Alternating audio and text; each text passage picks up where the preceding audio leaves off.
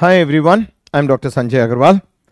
So let's do some more actual questions from CUT PG from mathematics sections, and as we all know, this examination is quite important and basically meant for admission to MCA, MSc, MSc's computer science, operations such and other allied subjects of various central universities like DU, JNU, GMI, BHU and so on. Okay, तो बहुत सारे questions हम already कर चुके हैं. Now we are doing some more examples. And obviously we'll try to use the methods which are time saving. Okay, तो सबसे पहला क्वेश्चन हमारा है हाइपरबोला से.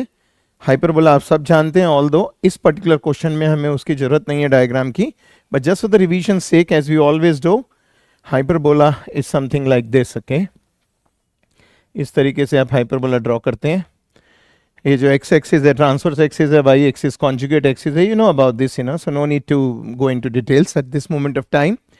क्वेश्चन क्या है कि आप पे क्या हाइपरबोला गिवन है, आपको बताना है नीचे की चॉइसेस में से कौन कौन से दो पॉइंट्स हैं जिन पे जो हाइपरबोला पे लाई करते हैं और जिन पे हाइपरबोला को टेंजेंट ड्रॉ करी जाए तो वो इस गिवन लाइन को पैरेलल हो. और पैरेलल का मतलब होता है स्लोप सेम होना.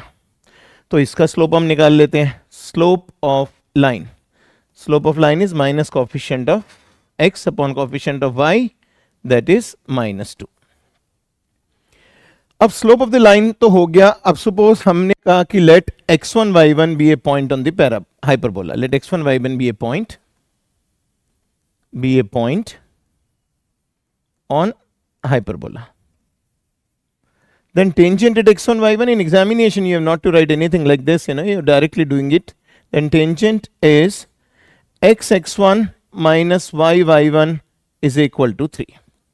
ऑलरेडी आपको शॉर्टकट सिखाया जा चुका है. जब भी आपको किसी भी कोनिक को लाइक सर्कल को, चाहे पैराबोला, एलिप्स या हाइपरबोला के किसी पॉइंट पे उसे टेंजेंट लिखनी हो तो एक्स स्क्वायर की जगह x(x1), वाई स्क्वायर की जगह y(y1), x की जगह half of x plus x1 and similarly y के लिए.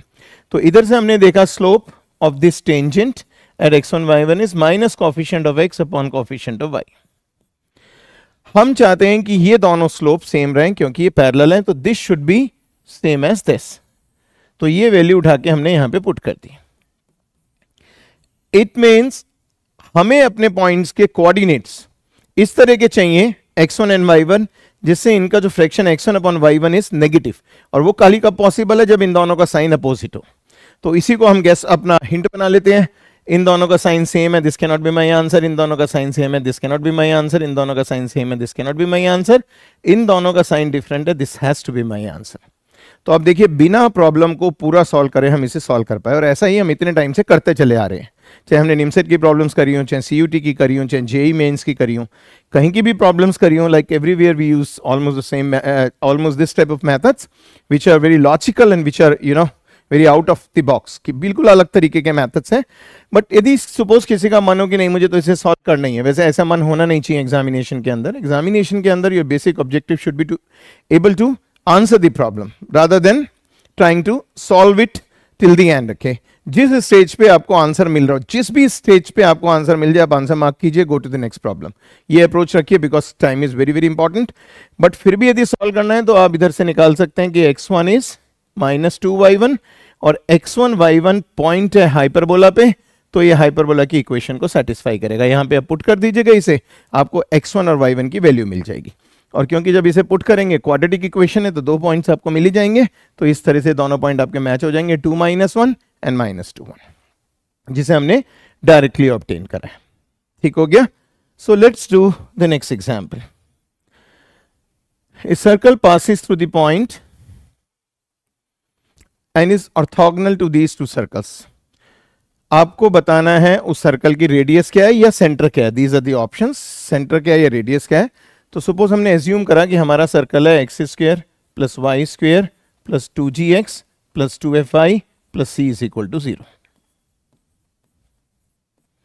सपोज ये हमारा डिजायर्ड सर्कल है, बट क्योंकि सर्कल इस पॉइंट से पास कर रहा है तो पॉइंट इसको सेटिस्फाई करेगा, because this point lies on this circle, it will satisfy it. 0 + 1 + 0 + 2f plus c is equal to 0. It means 1 + 2f + c is equal to 0. ये हम पे एक और कंडीशन आ गई. सिंपल में चल रहे हैं और ज्यादा हमें करने की जरूरत ही नहीं है. बहुत इजीली हम मूवमेंट बना रहे हैं इसमें। अब यहाँ तक आके फिर हम देखते हैं, ये कह रहा है कि ये दो गिवन सर्कल्स को ऑर्थोगोनल है, तो मैं इस सर्कल की नंबरिंग 3 कर लेता हूँ, इस नंबर की सर्कलिंग 4 कर लेता हूँ। तो फ्रॉम 1 and 3 आपको ऑर्थोगोनल सर्कल्स की कंडीशंस तो पता होनी चाहिए। ऑर्थोगोनल सर्कल्स की, orthogonal means circles which are intersecting at right angle. Conditions होती है twice G1 G2 plus twice F1 F2 is equal to C1 plus C2। ठीक है ना, that is the condition for two circles to be orthogonal. तो इसे simplify कर लेते हैं पहले हम यहाँ पे।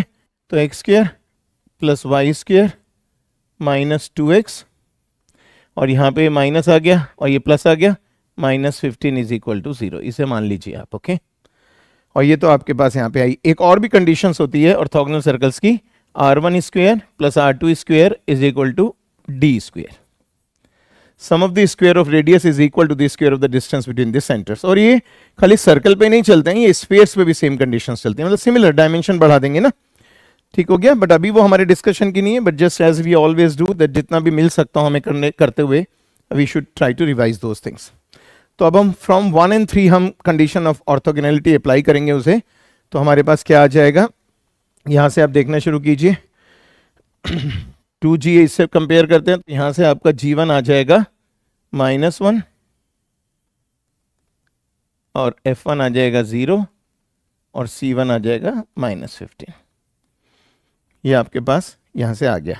आप इसे अप्लाई करेंगे, एक कंडीशन आ जाएगी। इसी तरह यहाँ से आप देखना शुरू कीजिए, इससे आप देखते हैं क्योंकि Gx की टर्म ही नहीं है, G2 भी 0 है, F2 भी 0 है एंड C2 इज -1। अब इन कंडीशंस को अप्लाई कर लीजिए आप। तो 1 and 3 से हमें मिल रहा है 2G 0, sorry G1 is not 0, G1 is -1, F1 is 0।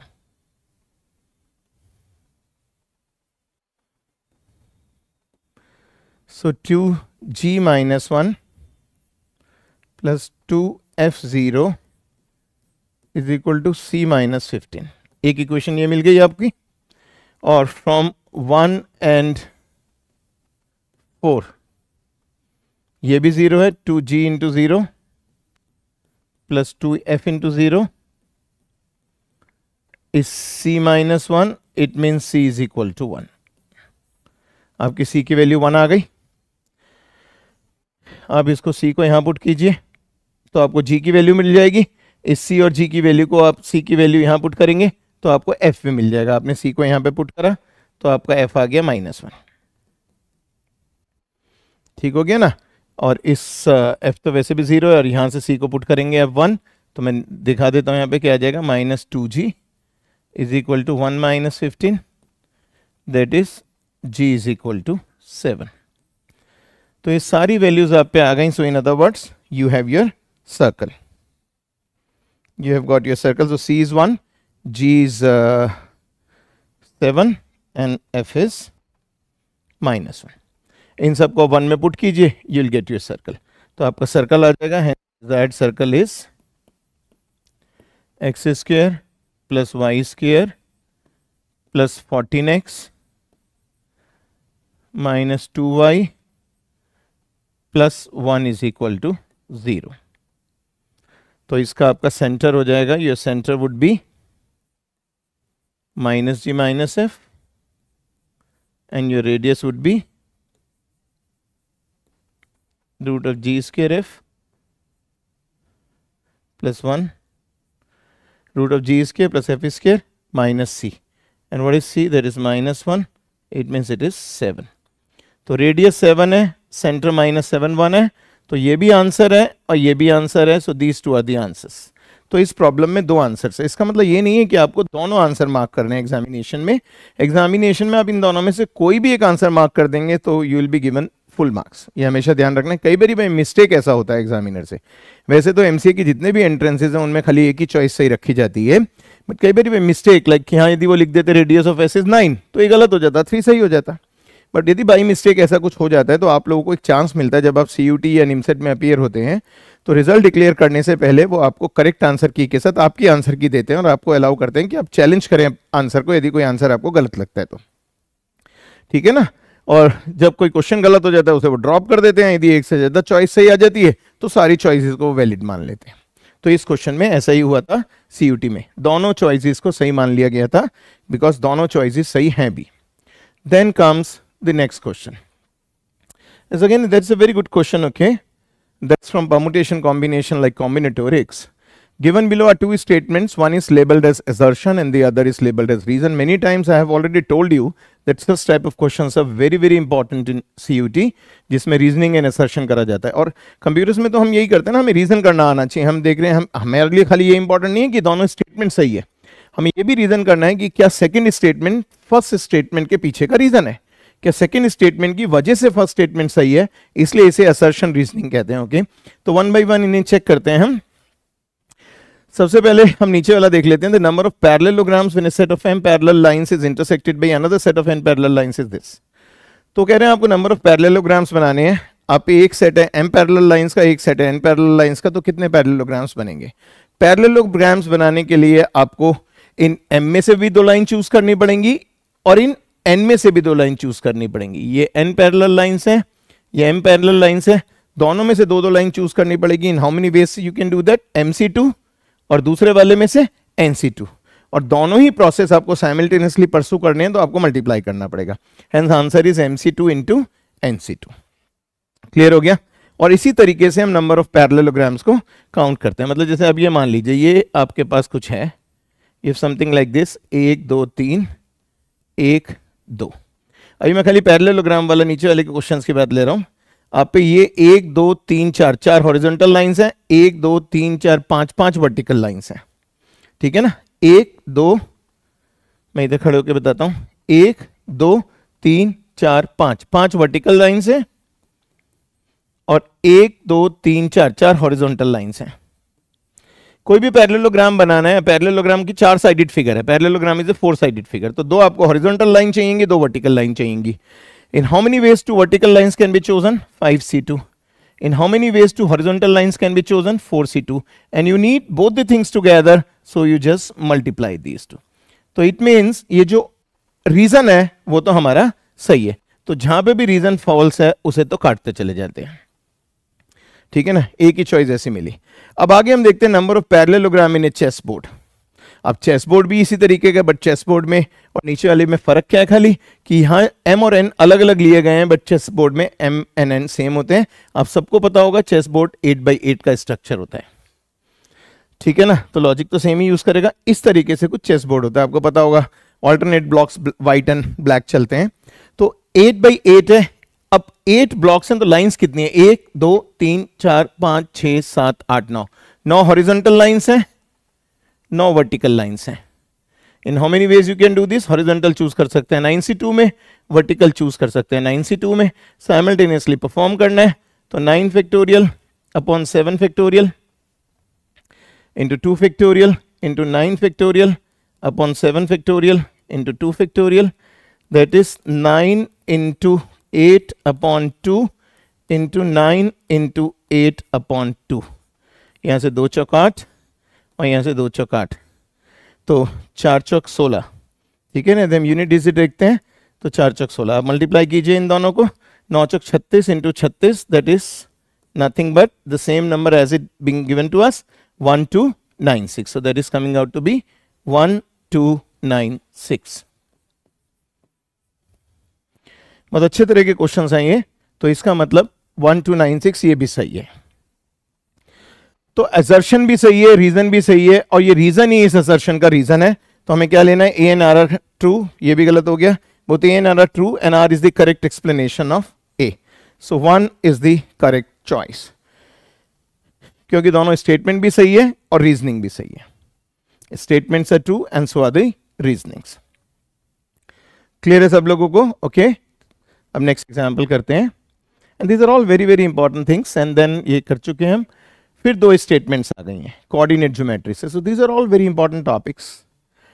Again assertion and reasoning, and इस साल भी सीयूटी में, हर साल आपको सीयूटी में एक्सपेक्ट करने चाहिए इस तरीके के क्वेश्चंस, असर्शंस एंड स्टेटमेंट। ये आपकी रीजनिंग भी डेवलप करता है, और इन चीज़ों से आपको आइडिया लगना चाहिए कि reasoning is the core, you know. आपका जो लॉजिक है, लॉजिक का मतलब खाली ये नहीं होता कि क्वांट कर लिया, ये एक पर्टिकुलर सेट ऑफ प्रॉब्लम्स कर ली. लॉजिक मीन्स योर थॉट, जो आपकी थॉट है that should be very smart and intelligent. तो थॉट ही लॉजिक है, वो ही यहाँ पे डेवलप करा जाता है, उसी से आप रीजन कर पाते हैं किसी चीज को. आपने देखा होगा ना, कुछ लोगों की रीजनिंग बहुत अच्छी होती है. रीजनिंग मतलब जब वो बातचीत कर रहे होते हैं आर्ग्यूमेंट में, तो they argue in a better way. Their arguments are very strong. Their arguments are strong because they have a good reasoning power. तो वही पावर आप लोगों ने अपने आप में डेवलप करनी है, और वही बेसिक पर्पस है इस तरह के क्वेश्चंस का, स्पेशली कंप्यूटर साइंस के लोगों के लिए. अब यहाँ पे assertion है, if two circles intersect at 2 points and the line joining their centers is perpendicular to the common chord. I hope you all know this particular results. होता क्या है कि ये आप पे 2 सर्कल्स हैं. सर्कल जिस पॉइंट पे मीट करते हैं उनको यदि हम एक लाइन से कनेक्ट करें, that is called the common chord. This is the common chord. Line connecting A and B is the common cord.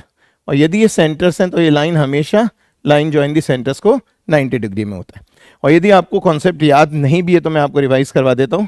यदि ये इक्वेशन है सर्कल की S1 इज इक्वल टू 0 और ये है S2 इज इक्वल टू 0, तो common chord की equation हो जाती है S1 minus S2 is equal to 0, provided दोनों इक्वेशंस में x स्क्वेयर और y स्क्वेयर के कोफिशिएंट सेम हो. यदि डिफरेंट है तो पहले उन्हें सेम करा जाता है, क्योंकि common chord is a line और लाइन में सेकंड डिग्री की टर्म्स नहीं होती हैं, तो अल्टीमेटली उन्हें कैंसिल आउट होना चाहिए. हमारे को इस क्वेश्चन में इसकी जरूरत नहीं है, but just for the sake of revision I am telling you. और ये डायग्राम्स पे ऐसे नहीं जाना है कि ये थोड़ा गैप दिखाई दे रहा है, यहाँ पे ज्यादा कम है. Like I am drawing it by hand, so it's so obvious कि किसी भी तरीके से ड्राइंग हो सकती है. I am not an artist who can draw this properly. Most of the times I use computers to draw this, but यहाँ इसकी जरूरत नहीं है. You know what I am teaching. So that is S2 is equal to 0. 2 circle बनाए. तो पहली statement तो मुझे पता ही है, सही है. If two circles intersect at 2 points, then the line joining their centers is perpendicular to the common chord. आपको रेडिकल एक्सिस का कॉन्सेप्ट भी याद होगा. रेडिकल एक्सिस भी इसी तरह का कॉन्सेप्ट होता है सर्कल्स में. तो थिंग्स आर सो इंटरकनेक्टेड, आप मतलब रेडिकल एक्सिस यदि सर्कल में होती है तो और जगह पे भी होती है. कॉमन कॉर्ड, रेडिकल एक्सिस जो भी सर्कल में लेते हैं, वो पैराबोला में, वो एलिप्स में, वो हाइपरबोला में, और खाली उनकी इक्वेशंस बदल जाती हैं. And normally I teach that in a very logical way, that if you know the result for parabola, you can do it for each of the other coordinate geometry topic like circle, ellipse and hyperbola and so on. कई बाद में discuss करेंगे उसे. अब reason है दूसरा, the perpendicular bisector of 2 chords of a circle intersect at its center. इसका मतलब क्या है कि सपोज ये आपका सर्कल है एक, ठीक है. चलिए दूसरी तरह से करते हैं. ये 2 सर्कल बना लिए मैंने. अब यहां पे आपने इसकी कॉमन कॉर्ड बना ली. एक रिजल्ट है कि जब भी आप किसी सर्कल की किसी भी कॉर्ड का बाइसेक्टर लेंगे ना, परपेंडिकुलर बाइसेक्टर, वो हमेशा इसके सेंटर से पास करेगा. तो इसका मतलब ये मेरी एक कॉर्ड है. पहले वाले सर्कल की कॉर्ड मानते हैं थोड़ी देर के लिए, बाद वाले को छोड़ते हैं. पहले सर्कल की कॉर्ड है, बट मैंने 2 सर्कल इसलिए बनाए हैं क्योंकि ये भी साथ साथ जस्टिफाई हो जाए. आप पे कॉर्ड है पहले सर्कल की. जब भी इस कॉर्ड का परपेंडिकुलर बाइसेक्टर लेंगे ना, they will pass through the centre से. अब इस कॉर्ड को इस वाले सर्कल की एज्यूम कीजिए, सेम विल हैपन. तो जब भी हम किसी भी कॉर्ड ऑफ ए सर्कल का परपेंडिकुलर बाइसेक्टर लेते हैं, that should always pass through the centre of the circle. तो आपने देखा कि इस कॉर्ड को मैंने इसकी भी कॉर्ड माना तो ये यहां आ गया ये, और इस कॉर्ड को दूसरे वाले सर्कल का माना तो वो इसके सेंटर से चला गया, और दोनों ही केस में ये परपेंडिकुलर बाइसेक्टर है. It means common chord is perpendicular to the line joining the centers. तो दोनों ही स्टेटमेंट सही है. R is the correct region of A. R की वजह से ही A है. तो both A and R are true and R is the correct explanation of A. So first choice is right. Both A and R are true and R is the correct explanation of A. So that was again a good question. Then we come to the last question of this particular section. You have a triangle with vertices 4, 0, -1, -1 and 3, 5, and you want to see whether these are isosceles and right angled, isosceles but not right angled but not isosceles. Something easy, but obviously it needs some calculation. आप इस point को कह लीजिए point A, इसको कह लीजिए B, इसको कह लीजिए C. स्टैंडर्ड मेथड क्या होगा? आप AB की लेंथ निकालिए, BC की लेंथ निकालिए, CA की लेंथ निकालिए. यदि तीनों लेंथ बराबर हैं, इक्विलेटरल, 2 लेंथ बराबर हैं, आइसोसेलेस. और यदि पाइथागोरस थ्योरम एप्लीकेबल है, then it is a right angle triangle. और राइट एंगल के लिए तो आप स्लोप से भी चेक कर सकते हैं. आप इन दोनों का स्लोप निकालिए, आप इन दोनों का स्लोप निकालिए, और फिर आप इन दोनों का स्लोप निकालिए. तो स्लोप निकाल के देख ही लेते हैं यहीं पे डायरेक्ट, क्योंकि सीख रहे हैं सारी चीज तो ढंग से सीख लेते हैं. स्लोप का आपको पता ही expression y2 - y1 upon x2 - x1. तो पहले मैं a और b का स्लोप निकाल रहा हूं. तो -1 - 0 -1 -1 -4 -4 -1 -4 -5. Okay, so that is 1/5। A B का स्लोप 1/5 आ गया। बी सी का स्लोप देखते हैं। 5 + 1 6, 3 + 1 4, दैट इज 3/2। कोई फायदा नहीं है। ए सी का स्लोप देखते हैं। 5/3/4, 3/4, 3 - 4 -1, दैट इज -5। अब आप देखिए -5 को 1/5 से मल्टीप्लाई करेंगे तो -1 आता है, और जब भी दो लाइंस के स्लोप का प्रोडक्ट -1 हो, they are at right angle to each other. तो इट मींस ये तो कंफर्म हो गया this triangle is a right angle triangle. तो जिसमें भी राइट एंगल नहीं है दैट विल गो। ठीक है ना, तो दो चॉइस तो हमारी खत्म हो गई। और ये भी मैंने एक बार बताया था अपनी क्लास में कि इसका एडवांटेज क्या होता है, जैसे दो चॉइस हमने इजिली एलिमिनेट कर ली और हम पे टाइम नहीं है, टाइम खत्म हो रहा है, तो बची भी, और हम सॉल्व नहीं कर पा रहे हैं क्वेश्चन को, तो बची भी दो चॉइस में से हम इंटेलिजेंट गेसिंग कर सकते हैं, क्योंकि उस केस में 50-50% चांसेस हैं हमारे सही होने के। कई बार स्टूडेंट सोचता है कि बहुत सारे क्वेश्चंस में यदि मैं गैसिंग मारता हूं तो कुछ में तो सही निकलेगा ही, बट ऐसा नहीं होता है। स्टैटिस्टिकल पूरी एनालिसिस है कि हर हालत में स्टूडेंट को उसमें नुकसान ही होता है। तो वाइल्ड गैसिंग कभी नहीं करनी है, बट इंटेलिजेंट गैसिंग कर सकते हैं यदि जरूरत हो तो। इंटेलिजेंट गैसिंग का मीनिंग है, मतलब है कि आपकी चार में से कम दो चॉइस, यदि दो चॉइस आपने एलिमिनेट कर दिया, you are sure that these can not be my choices, तब बची हुई दो में से आप गैस कर सकते हैं यदि आपसे क्वेश्चन सॉल्व नहीं हो रहा है या आप पे टाइम नहीं है तो। ओके, बट यहां हम पे टाइम है सीखने का और हम पे सॉल्व करने का मेथड भी आता है, तो हम इसे सॉल्व करके देख लेते हैं। इन द मीन टाइम आप करते रहा कीजिए फटाफट, आप अपनी स्पीड बढ़ा के रखिए, अपने आप भी करने की कोशिश कीजिए। अब आप लेंथ निकाल लीजिए ए बी की। Distance formula everybody knows. Okay, length of A B is x2 - x1 square plus y2 - y1 square. तो आपका आ गया 25 + 1, दैट इज √26। ए बी आपके पास आ गया। अब बी सी निकाल लीजिए। बी सी आ गया 16 + 36, 52। और अब आप सी ए निकाल लीजिए। What is your C A? C A is 3 - 1 1 + 25, that is √26। तो इसका मतलब ये दोनों सेम है, so it is an isosceles triangle. तो आइसोसेलेस ट्राइंगल भी है और राइट एंगल ट्राइंगल भी है, so it is the choice 1। It is isosceles, it is right angled, so it is choice 1. So that finishes our this set of questions. और I hope आपने सीखा होगा। तो फिर मिलते हैं और प्रॉब्लम्स के साथ। Till then, all the best.